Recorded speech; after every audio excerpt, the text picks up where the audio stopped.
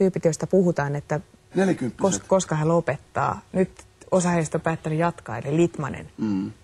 Musta on jännä tämä koko keskustelu, kun puhutaan lopettamisesta, niin siinä on joku sellainen perusfilosofia, että osaisipa nyt lopettaa. Että se on niin kuin kunnialla lopettamisen problematiikka, että kun nyt pääsisi veke täältä kunnialla, ettei vaan tee mitään virhettä.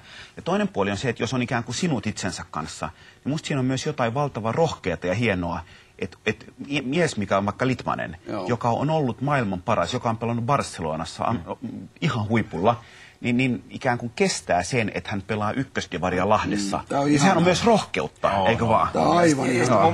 Musta mä en ymmärrä sitä ajatusmallia, että miksi jonkun ihmisen pitäisi esimerkiksi lopettaa huipulle sen takia, että muille jäisi se kuva Putin ja Michael Jordanista. Ettei vaan tule väärä, ettei vaan tule niin kuin... Näähän pelaa sen takia, että ne rakastaa sitä lajia, ne tykkää pelata. Niin mikä oikeus meillä on tavallaan vaatia jotain, niin kuin, joka on kumminkin vielä niin monelle suomalaiselle jalkapallolle. Tai Teemu sellainen jääkiekko älyttömän tärkeä. Itse nauttii pelaamisesta ja samalla kertaa niin kuin Kaitsu tuossa aikaisemmin sanoi, niin että ollaan monen kertaa romutettu ne myytit, että minkä takia joku pelaa, niin että ei se ole välttämättä enää sitten se rahaa. Että tässä on sitä todellista niin kuin intohimoa siihen lajiin, ja kyllähän se niin kuin näistä niin kuin paistaa, ja myös se, kuinka hyvin ne pelaa vielä täällä. Kyllä. Selännehän pelaa elämänsä kautta, ei nyt ihan, mutta melkein. No siis tämähän on jännä, että 4 vuotta sitten, kun tämä oli Selänteen kanssa, että osaisi nyt jo äijä lopettaa, niin tänä päivänä Teemulla on se tilanne, että 46 pinnaa lisää. Niin hän ohittaa kaikkien aikojen ruotsalaisen NHL-kiekkoilijan Mats Sundin. Pitää paikkansa. Toinen ruotsalainen on tulossa, Forsberg on palaamassa. Joo, ja sitten siis, nythän on jo 100 pisteen sisällä Jari Kurrista. Joo.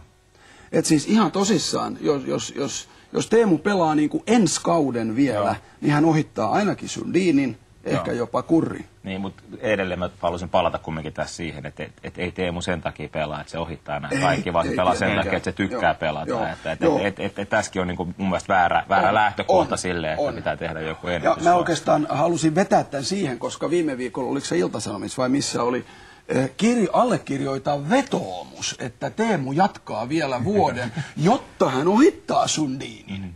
Joten näin tämä niinku kiepsahtaa, että 2006 sanottiin, että lopeta nyt jo äijä, että sähän oot surkea. Nyt allekirjoita vetoomus, haluamme, että Teemu jatkaa. Ja Chelsea pelasi melkein 50-vuotiaana. Pitää paikkansa jo. Hei.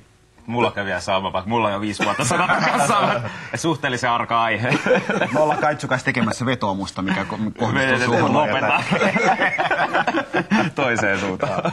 Joo. Ei, mutta siis näinhän se juuri on, kun Saku tässä sanoi, että mikä voi olla sen suurempi rakkauden osoitus urheilua kohtaan, kun jos Jari Litmanen pelaa ykkösdivarissa. Siis se on mun mielestä mieletön juttu, ja silloin kannattaisi kaikkien fudisfanien mennä niihin FC Lahden ykkösen peleihin, on se missä tahansa Suomessa. Mieti, mikä on muutenkin esimerkki, että niin kuin sanottu, että yksi maailman parhaista pelaajista pelaa niin kuin Suomessa jatkaa ton ikäisenä, haluaa pelata. Ja sitten meillä on paljon nuoria, jotka on tuskin edes pelannut Veikkausliigassa, jolloin on hirveä kiire lähteä pois, koska heidän mielestään tämä pitää päästä pois.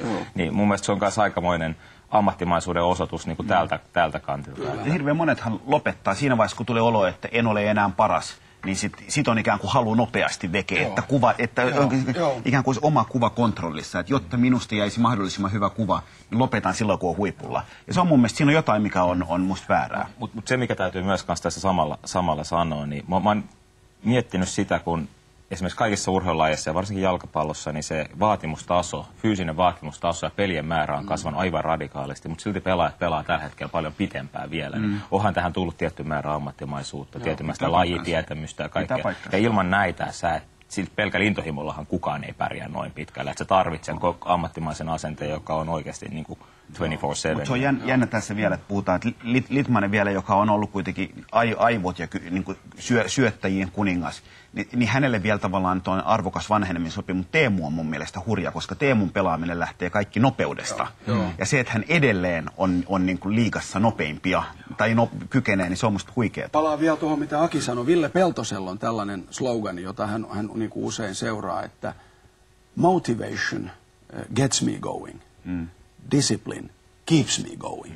Ja näinhän se menee, että siis pelkällä motivaatiolla sä et pysty pelaamaan 40-vuotiaaksi, vaan silloin sulla täytyy olla se sellainen, että tänään mä teen nämä asiat niin kuin mä tein ne eilen ja sitä edellisenä päivänä ja näin poispäin. Muuten sun kroppa leviää. Pitää paikkansa, mutta jos analysoi vaikka Teemua ja Ville, niin molemmissa on samankaltaista, että miten nyt vanhoilla päivillä treenaa, niin ne keskittyy olennaiseen. Kyllä. Ne jättää hirveän paljon veke koko ajan, niin ne keskittyy vaan tiettyyn osaan. Ja ehkä keskittyy vielä paremmin. Pitää paikkansa, täsmälleen näin.